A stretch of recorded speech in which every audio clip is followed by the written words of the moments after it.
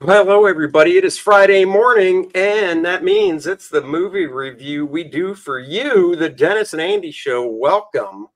Back at it, Dennis in town. Boom, 2 weeks in a row. We're going for more until his next vacation in October. See, I'm not even making fun. That is literally when it is. So, well, technically August, but that's fine. Oh, son of a bitch. See, I go out of my way to make him look good. I knew it was August, and he has to come back and go, well, I mean, it's actually August. Oh, my God. Do I even want to ask, are you in town August 11th? Because that's when Dave's Con is. Okay, Longlegs is the movie we saw last night. I just found out about this movie within the past 3 weeks. And I think it, honest, no busting balls. I think you were out of town. That's why I didn't get it to you earlier. And I was like, Longlegs, what is this? And I watched the trailer. It's from Neon, which is kind of like an A24 production company size-wise, probably smaller. And Nicolas Cage stars as a serial killer. The trailer really gave me a Silence of the Lambs vibe in the darkness of it. And, it's a female FBI agent and stuff. So, yesterday I showed to Dennis and was like, what do you think? And he was like, let's do it. So give me the real plot of Longlegs. Yeah. In pursuit of a serial killer, the FBI agent, whose name's Lee Harker, played by Maika Monroe, she uncovers a series of occult clues that she must solve to end this terrifying killing spree. This is written and directed by Oz Perkins, which is the son of Anthony Perkins. So, very excited to see what he could do with this. I agree with you. After seeing the trailer, I walked into this fully expecting Silence of the Lambs ish. And I will say on some levels, it definitely was. The characters, Leah Harker, as I had just mentioned, she is definitely on the spectrum somewhere. It is really cool what they do with her in the beginning. I love her. I'll say this, actually. So we will be doing a spoiler part, just so you guys know. Yeah, I think she's on the spectrum, but then when you see like her childhood and stuff, you can also think, no, it's probably just because of the childhood. But I don't know. Either way, I say this for her. This is the first thing I've seen her in, which was nice because, you can really buy in to the character and stuff. I got the same feeling from watching her on screen that I did when I first saw Benedict Cumberbatch and Star Trek Khan, whereas it was the first time I saw him as an actor, and I was so enthralled every time he was on screen. It just, I couldn't look away. I mean, that's what I felt about like her performance. I thought she was just so good with reaction shots of people talking off screen, and this is where you really buy into, is she on the spectrum? Because just little facial movements in her reactions, not even dialogue, but just facial movements, really subtle stuff. I thought she was great. She's socially awkward. And again, this is where she has, there's a direct correlation with her and Clarice from Silence of the Lambs, both kind of things. And obviously they both have an interest from somebody of importance in the movie. So I thought her performance was absolutely fantastic. She really did remind me a lot of Clarice, but her awkwardness is very much like the girl with the dragon tattoo. If you kind of take those two and mix them together, and then, what kind of movie was this going to be? Figured it was going to be a straight up serial killer with Silence of the Lambs. But this takes a turn, something, if you took Silence of the Lambs and mixed it up with Seven a little bit, and you know, it has a lot to do. There's a lot of symbolism in this, which we'll talk a lot more about in the spoiler section.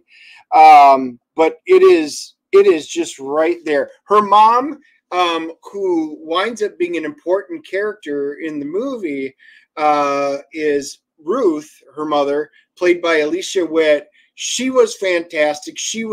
Gave us, and the only thing we mentioned after it, Andy had asked if it was Sissy Spacek, and I'm like, it is not. But she really gave off Sissy Spacek vibes all the way through. She was fantastic as well. And Blair Underwood is basically her boss, Agent Carter. Love all their interactions because he's a straightforward cop. He brings her in on this case of the serial killer because it's gone cold. And the moment he does, he goes, it's like lava. It's on fire, and things start happening. Yeah, and then Nicolas Cage, don't expect to see your typical black hair, whatever Nicolas Cage in this movie. They did a really nice job until 2/3 of the way in, maybe a little less than that, but over half of just showing parts of his face. Yes. And stuff, which made it really creepy. And his overall performance, I really got the feel. I mean, Nicolas Cage has always been one of those actors that can morph into a role. He brings something to it. A lot of times when I think Nicolas Cage in a movie, I think, what physicality is he going to bring to the character? And he brought this just creepy physicality in the movements. And then the way he talked and delivered the lines to this character. And I felt, I don't know if you did, I felt some of the lines when he wasn't talking back and forth, when he was just monologuing some, I thought some of those felt really improv in a way because they were so Nick Cageisms in them, but they didn't pull me out of the movie. I thought they were great, but they felt didn't improv. do any improv in this. He saw the script. Nick Cage saw the script and fell in love with it and signed on to this movie early on. And he goes, because I love everything how the script was written. So all what I would call, like you said, the Nicolas Cageisms, they were written into the script. The script was not written for him, but he made it his own, how he delivered it. And some of the ways he delivers his lines, this isn't a comedy at all, but there were times where we saw it in a pretty packed theater and you heard a lot of laughing at times. And it wasn't like slapstick humor or anything. This was uneasy, nervous, interesting laughter because that's what this movie brought out. The filming of this was so cool because sometimes, you know, when you're going down a hallway and then all of a sudden you expect it to cut, but then it lingers for an extra 1, 2, or 3 seconds. And is something going to jump out? Is something not? Is there something that's off on the side that you need to notice? Again, for symbolism, for things like that. There are, but you never know it. There's not a lot of jump scares. This is not a horror in terms of a slasher. There's a blood here and there, but the entire movie has this entire feel of creepiness throughout all of it. And it really works seeing this movie in the theater with other people, with all of the others' reactions, because you're not alone in sitting there going, okay, it's not just me. So scary, no, this isn't a scary movie, but you are on the edge of creepiness throughout the entire film. So check this out. I just read this on the trivia part of IMDb. Maika Monroe, who plays the FBI agent, this is great, was kept completely in the dark over Nicolas Cage's transformation as the serial killer. She had never seen Cage in character until they shot their first scene together, which also happened to be Cage's final day on set. Monroe's initial, so she was mic'd up with a microphone on her shirt. And it says her initial resting heart rate was 76. This was like a cool after thing. They realized, oh my God, we could hear a heartbeat. When the first scene ended, it spiked to 170. Nice. And if you see this movie, you'll know why. Yes. The sound of her panicked heartbeat was then used in a final promotion trailer to promote the movie. That is cool. And she nailed it. She says there's no trace of Nick in there. His voice, his mannerisms, he was very much method on this. So it was in character, and it's very disturbing character to say the least. Yes. Yeah, I agree completely. Another really cool, disturbing character. Again, the casting was great. Kiernan Shipka, she played Carrie Ann Camera, and she's in a mental institute. She's like one of the only survivors, and they have to go visit her. The interaction with the FBI agent and her was priceless. And you actually get chills the way she describes it. Yes, everything about this movie, everybody's performance in my mind was superb. I wouldn't have changed anything. I thought everybody brought their A game. The way this was filmed, this is hands down definitely my favorite horror movie of the year. It might be at least of the last decade. I had high hopes for this, but you never know what you're going to get in a small film like this. Boy, they blew my socks off. Is it perfect? Nope. They do an exposition dump that I won't talk about here in the third act, and I think they overdid it there, so it's a little gripe, but that's about it. Everything else, the camera work, the acting, the story, what you're having, it's a puzzle you have to figure out. I liked it all. Yeah, the camera work was great. A lot of the scenes, I almost want to re-see it. Just fast forward to see if this is true. I say 80, 90% of the movie, the camera was just dead on, kind of like it is for Dennis and I right now. It wasn't the rule of thirds and stuff like that, which you usually don't do. But if you do it with a specific intent and purpose, works great. All right, let's rate this sucker. You go first. I went first last week. Love this movie. The one thing I'll agree on right away is it's something that we need to see more than once. There are a lot of things that I'm wondering if I missed something or what I picked up on. So I know this will be a movie I'll rewatch. I love it. Must see. 8.5. It was a really solid movie. There you go. I'm right there. I'm giving it an 8.0. Yeah, it was great. It's probably one of my favorite movies in this genre since Seven and Silence of the Lambs. I mean, I like movies like this, and a lot of them try to pull off the, ooh, let's just not make it a, catch them if you can serial killer. Let's make it kind of really thriller, scary as well. And I just really haven't seen any that work that well. But this one really did, and great special effects and stuff. So there you go, guys. IMDb is giving it a rating of 7.7, the audience says. And let's go to Rotten Tomatoes. The critics are giving it a 91. Wow. The critics like it. The audience is giving it a 68. So this is one of the rare times where Andy and I lean closer to the critics than what we do the audience. That's kind of a rarity. That's super rare. Oh, well. Guys, go check out Kor-Drath, The Awakening. Spoiler. The new graphic novel from Dennis and I, and Kor-Drath, A Christmas Miracle. It is literally a children's book for early readers. Links are in the description below. We're moving on to spoilers. Thank you for joining us. Like, subscribe, and share. And spoilers in 1, 2, 3. Spoiler time. Spoiler time. One of the things that this movie, it was chock full of symbolism. And that's why I know I have to rewatch this movie. This movie takes a definite supernatural turn, far more than I would have expected, like Seven or Silence of the Lamb did.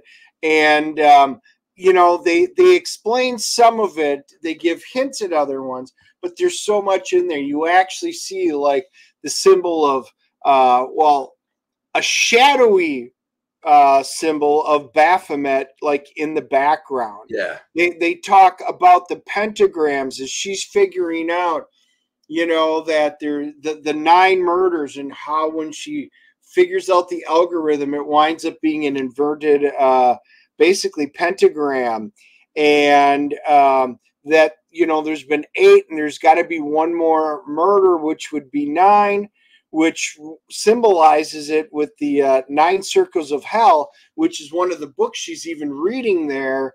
And the one that just struck me, you get to go into the mother's house multiple times at different points.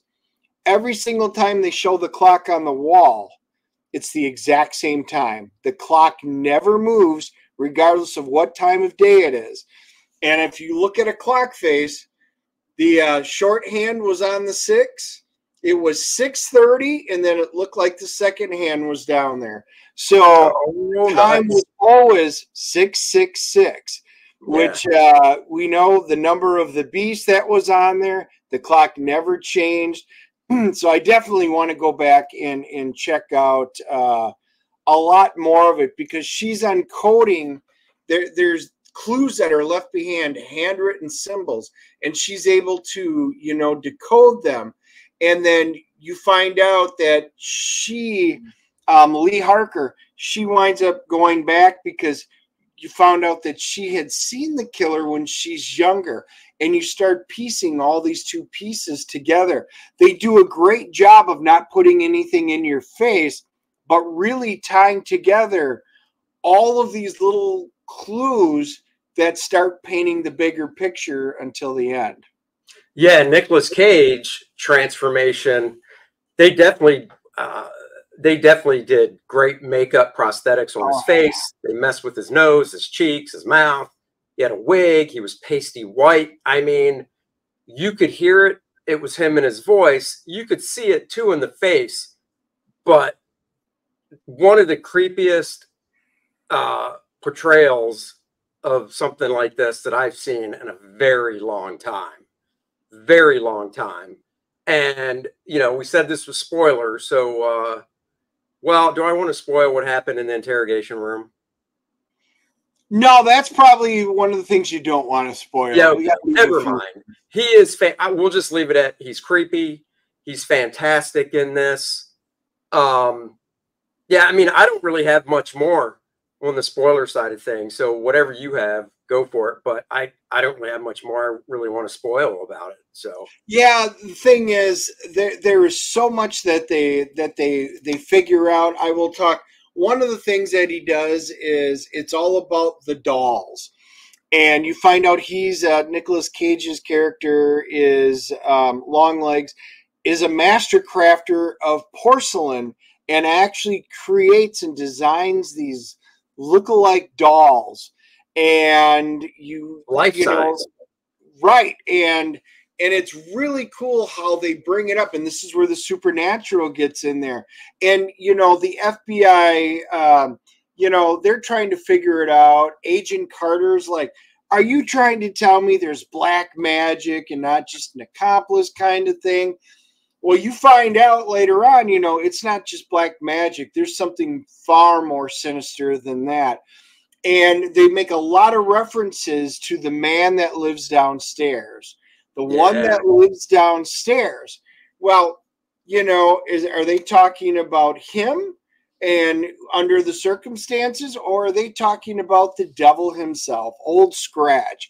And, you know, that is part of the things, again, another reason why I want to rewatch it, because, you know, you find out what happened in the history, which is why Longlegs has a direct connection with the Harker family and what's going on with it. They do such a good job of bringing all of this stuff together. So just be aware that when you watch this, if you are going to watch this at home when it comes out, you can't be on your phone. You can't do anything. There is something to visually see and clues to pick up literally in almost every single scene. It's not overly gory, but it's highly suspenseful. And anyway, definitely, as we said, we loved it. Got to go see it. But there's just so much to unpack in this. There is. And there's also a lot to unpack with Kor-Drath, The Awakening by myself and Dennis over there. This is a story that's like a blooming onion. A lot of layers to peel back. If this is your first time experiencing Kor-Drath, the first book was The Reckoning, which is available as part of this campaign. It's a story of Kor-Drath, who belongs to the Red Lions tribe, and his whole tribe is slaughtered. And now him and the sorceress from the Black Eagles tribe, Adriana, have to make their way on this quest to find out what is happening, what's going on. The big bad Vordoom was introduced at the end of the first book. And what are his machinations all about? He wants to gain control over all of the Shattered Reach. Guys, you definitely don't want to miss this. There are preview pages on the campaign you can look at so you can get a sense for the story. We've got all the covers featured here. It's like Burger King. Have it your way. Pick a cover, any cover you want.